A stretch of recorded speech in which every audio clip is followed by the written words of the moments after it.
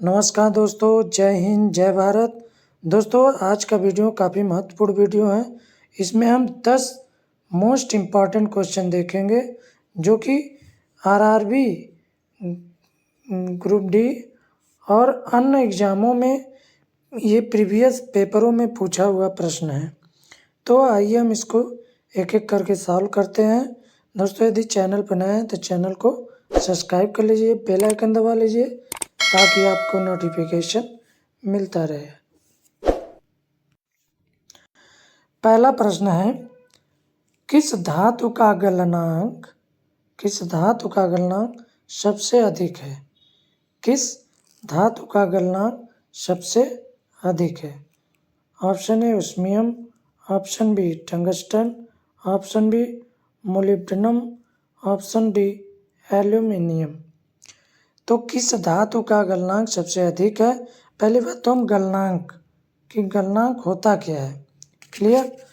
तो गलनांक होता है कि किसी ठोस पदार्थ का वह तापमान जिस पर वह पिघलकर द्रव अवस्था में बदल जाता है वह उसका गलनांक कहलाता है, क्लियर।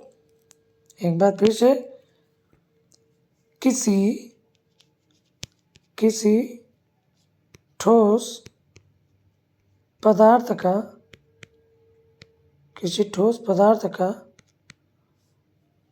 वह तापमान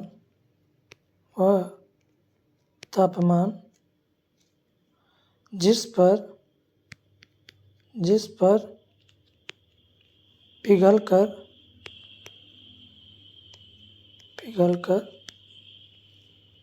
द्रव अवस्था में बदल जाता है, द्रव अवस्था में बदल जाता है उसका वह गलनांक कहलाता है, क्लियर। अब गलनांक को जो है द्रवणांक या गलनांक को हम एक और नाम से जानते हैं, उसे हम बोलते हैं द्रवणांक। गलनांक को हम द्रवणांक नाम से भी जानते हैं। अब इसे हम मेल्टिंग पॉइंट के भी नाम से जानते हैं, मेल्टिंग पॉइंट के भी नाम से हम जानते हैं, क्लियर। ये क्वेश्चन आपको एकदम कंठस्थ हो गया होगा। तो इसका आंसर क्या हो जाएगा? Option B tungsten. Option B tungsten. गलनांक आपको क्लियर हो गया कि किस धातु का गलनांक सबसे अधिक होता है। तो टंगस्टन का गलनांक किसे कहते हैं? किसी ठोस पदार्थ का वह तापमान जिस पर वह पिघलकर द्रव अवस्था में बदल जाता है गलनांक कहलाता है। गलनांक को हम द्रवणांक, मेल्टिंग पॉइंट भी कहते हैं। अगला प्रश्न है 2, सबसे हल्की धातु कौन सी है? सबसे हल्की धातु कौन सी है? तो सबसे हल्की धातु कौन सी है? ऑप्शन है लिथियम, इरिडियम, एल्युमिनियम, ओस्मियम। तो यहाँ पे राइट आंसर हो जाएगा सबसे हल्की धातु जो होती है वो जो है लिथियम। एक तो क्वेश्चन हो गया हल्की धातु कौन होती है, वो हमारा आंसर हो गया लिथियम। अब पूछ देता कि सबसे भारी धातु तो क्या हो गया? ओस्मियम,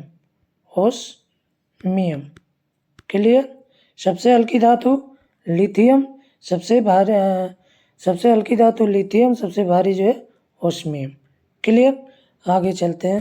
अगला प्रश्न है, ध्वनि की गति सर्वाधिक होती है। प्रश्न नंबर 3 है, ध्वनि की गति सर्वाधिक होती है इन ऑप्शनों में से वायु में, जल में, निर्वात में, स्टील में।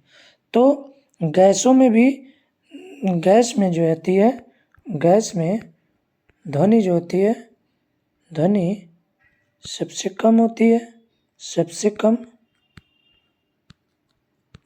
गैस में सबसे कम होती है। और अब यहाँ पर क्वेश्चन पूछा है कि ध्वनि की गति सर्वाधिक कहाँ होती है? तो सर्वाधिक होती है ऑप्शन है जल में। कितनी गति होती है? 1498 किलोमीटर पर सेकेंड। सॉरी किलोमीटर नहीं, मीटर पर सेकेंड, क्लियर। तो जल में जो है 1498 मीटर पर सेकेंड और हवा में जो होती है ध्वनि की गति 346 मीटर पर सेकेंड। क्लियर। आगे चलते हैं। अगला प्रश्न है प्रश्न नंबर 4। लाल रंग का गुलाबी रोशनी में कैसा दिखाई देता है। लाल रंग जो होता है वो गुलाबी रोशनी में कैसा दिखाई देता है। पीला, गुलाबी, काला, लाल। तो जब लाल रंग जो होता है, लाल रंग अगर वो उस पर गुलाबी रंग की रोशनी पड़ेगी तो वो क्या रिजल्ट आएगा, ब्लैक। ब्लैक मतलब काला। क्लियर। तो यहाँ पर राइट आंसर हो जाएगा ऑप्शन सी, काला। अगला प्रश्न है प्रश्न नंबर 5। दूध की शुद्धता किस यंत्र द्वारा मापी जाती है। तो दूध की शुद्धता जो है किस यंत्र द्वारा मापी जाती है। Manometer, hydrometer, lactometer, fathometer. तो दूध की शुद्धता मापने के लिए हम प्रयोग करते हैं लैक्टोमीटर। लैक्टोमीटर जो होती है वो दूध की शुद्धता मापने के लिए प्रयोग किया जाता है। मैनोमीटर जो होता है, मैनोमीटर ये दाब मापने में प्रयोग होता है, दाब मापने। मैनोमीटर। हाइड्रोमीटर जो होती है पदार्थ का घनत्व या विशिष्ट गुरुत्व। क्लियर।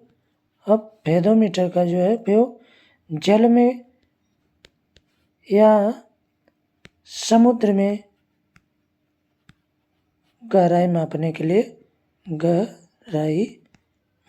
लिए फेदोमीटर का प्रयोग किया जाता है। क्लियर। मैनोमीटर दाब मापने, हाइड्रोमीटर पदार्थ का घनत्व या विशिष्ट गुरुत्व मापने के लिए, लैक्टोमीटर दूध की शुद्धता, फेदोमीटर जो है जल या समुद्र की गहराई मापने के लिए हम फेदोमीटर का प्रयोग करते हैं। आगे चलते हैं। अगला प्रश्न है 6 नंबर। टेलीविज़न का आविष्कार किसने किया। टेलीविज़न का आविष्कार जो है जेल Baird, Macmillan, James Watt. Option D में से कोई नहीं। तो टेलीविज़न का आविष्कार किसने किया था, जेल बेयर्ड ने। जेल बेयर्ड ने टेलीविज़न का आविष्कार किया। अगला प्रश्न है प्रश्न नंबर 7। प्रश्न नंबर 7। हड्डियों, दांतों में जो रासायनिक पदार्थ विद्यमान रहता है उसे क्या कहते हैं। हड्डियों और दांतों में जो रासायनिक पदार्थ होता है उसे हम क्या कहते हैं। Calcium chloride, calcium borate, calcium phosphate, calcium sulphate. तो यहाँ पे राइट आंसर हो जाएगा कैल्शियम फॉस्फेट होता है, कैल्शियम फॉस्फेट, सी राइट आंसर। इनका फार्मूला क्या हो जाएगा शुद्ध, तो कैल्शियम क्लोराइड को CaCl2, calcium chloride. Calcium borate को जो है Ca3 कोष्टक में BO4 का ट्वाइस। कैल्शियम सल्फेट का कैल्शियम फास्फेट हो जाएगा C कोष्टक में PO4 का ट्वाइस। कैल्शियम सल्फेट हो जाएगा CaSO4। क्लियर। तो इसके फार्मूला, रासायनिक फार्मूला हो गया calcium chloride CaCl2, calcium borate Ca3 कोष्टक में BO4 का ट्वाइस, और कैल्शियम फास्फेट CaPO4 का ट्वाइस, और कैल्शियम सल्फेट का हो जाएगा CaSO4। अगला प्रश्न है प्रश्न नंबर 8। निम्नलिखित में से कौन सी गैस वायुमंडल में नहीं होती है। वायुमंडल कौन सी गैस नहीं होती है, nitrogen, helium, chlorine, krypton. Chlorine और क्रिप्टन। तो यहाँ पे वायुमंडल कौन सी गैस नहीं होती, क्लोरीन। आपका नाइट्रोजन, हीलियम, क्रिप्टन ये जो है हमारे वायुमंडल में तीनों होती हैं, बाकी क्लोरीन नहीं होता है। तो राइट आंसर हो जाएगा सी, क्लोरीन वायुमंडल में ये गैस नहीं होती। अगला प्रश्न है बैटरी बनाने में किस अम्ल का प्रयोग होता है। सल्फ्यूरिक अम्ल, नाइट्रिक अम्ल, हाइड्रोक्लोरिक अम्ल, एसिटिक अम्ल। तो कौन सी अम्ल बैटरी बनाने में प्रयोग होता है? तो वो सल्फ्यूरिक अम्ल। सल्फ्यूरिक अम्ल।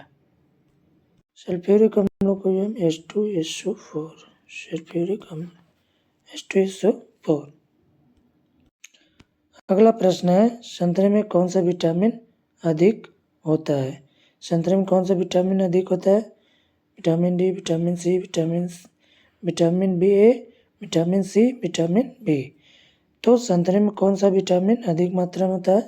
तो विटामिन सी। क्लियर। अब इसमें पूछ देगा कि विटामिन की खोज किसने की? तो फंक ने किया। अब इसमें जो है वैज्ञानिक नाम पूछ देता है। तो विटामिन एक तरह से हम देख लेते हैं। विटामिन डी का जो है वैज्ञानिक नाम क्या है? कैल्सीफेरॉल।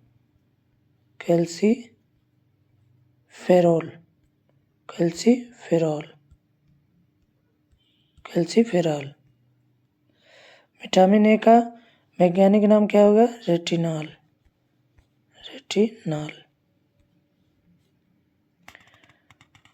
विटामिन सी का जो है वैज्ञानिक नाम हो जाएगा एस्कॉर्बिक एसिड।